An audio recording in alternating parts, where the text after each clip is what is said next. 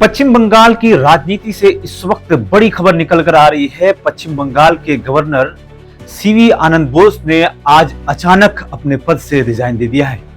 यह खबर जैसे ही फैली पूरे पश्चिम बंगाल की राजनीति में हलचल पैदा हो गई है और ये खबर हलचल पैदा करने वाली इसलिए भी है क्योंकि सामने विधानसभा चुनाव है और अप्रैल में तक विधानसभा चुनाव कंप्लीट कर नई सरकार बननी है। उससे पहले ही सीवी आनंद बोस यानी बंगाल के गवर्नर का अचानक रिजाइन दे देना कई सवाल खड़े करता है।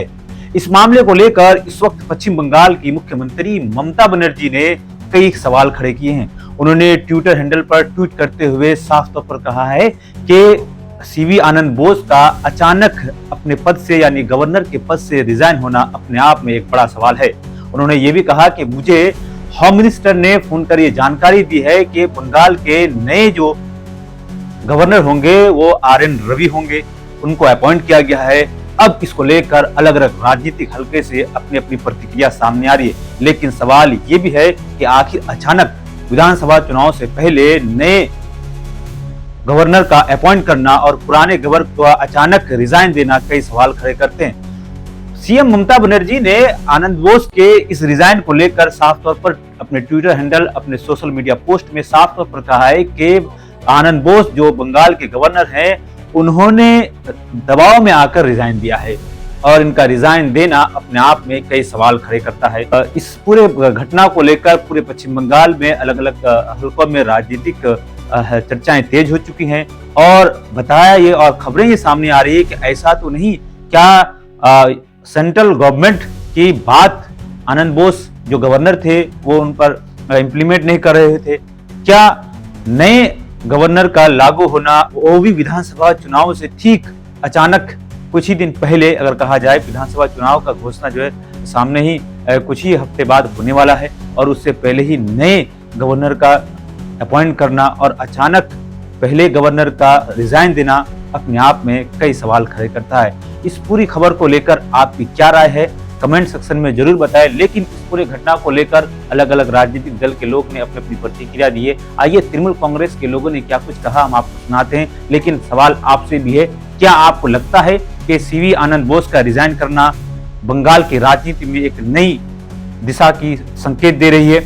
आपके इस खबर को लेकर क्या राय है कमेंट सेक्शन में जरूर बताएं। फिलहाल के लिए दीजिए इजाजत, बहुत बहुत शुक्रिया।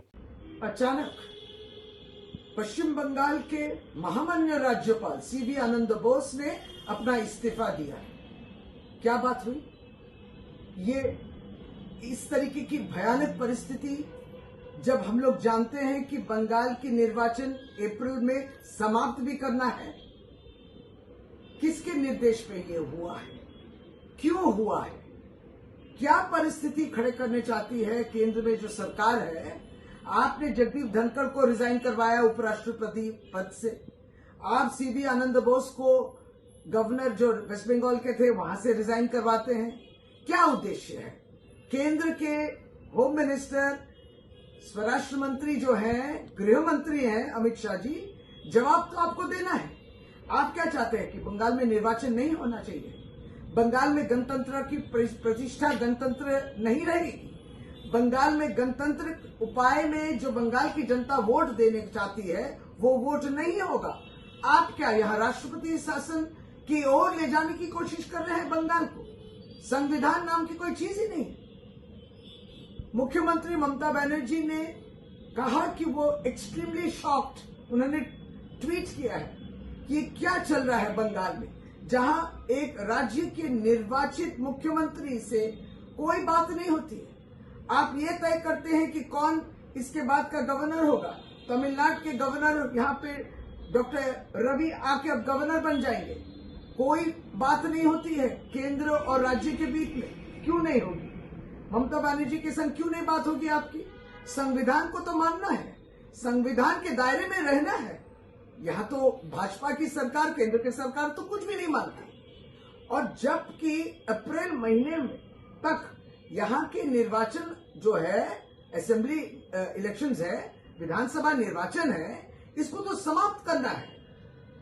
पश्चिम बंगाल की नई सरकार बैठेगी मई महीने के पहले हफ्ता में, तब आप केंद्र गृह मंत्री, आप सीवी आनंद बोस जो यहाँ के गवर्नर हैं उनको रिजाइन करने बोल दिए। किस परिस्थिति तैयार करने की ये कोशिश है, क्यों ये इंस्टेबिलिटी लाना चाहते हैं, राष्ट्रपति शासन क्यों, आपका उद्देश्य क्या है, क्या लक्ष्य है, इसको खुलासा करना है। ऑल इंडिया तृणमूल कांग्रेस भी इस तरीके की हरकत और इस तरीके के कदम को निंदा करती है।